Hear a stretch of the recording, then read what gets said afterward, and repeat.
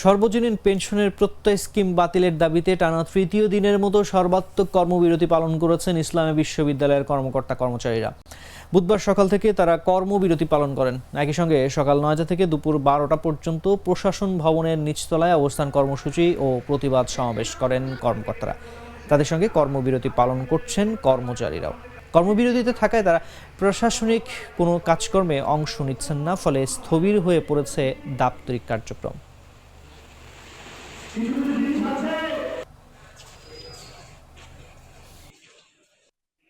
আজকে ছাত্রদের শিক্ষার্থীদের উপস্থিতি একেবারে নাই বললেই চলে। এ পর্যন্ত আমি ছাত্রদের সনদ যাচাই বা সনদ সত্যায়িতকরণ সম্পর্কিত যে পুনর্ভর্তি সংক্রান্ত যে ফাইলগুলি রেগুলার আসে, আজকে একটি ফাইল আমি এ পর্যন্ত, এই যে নামাজ পড়ে আসলাম, এ পর্যন্ত একটি ফাইলও আমার কাছে এখন পর্যন্ত আমি পাইনি।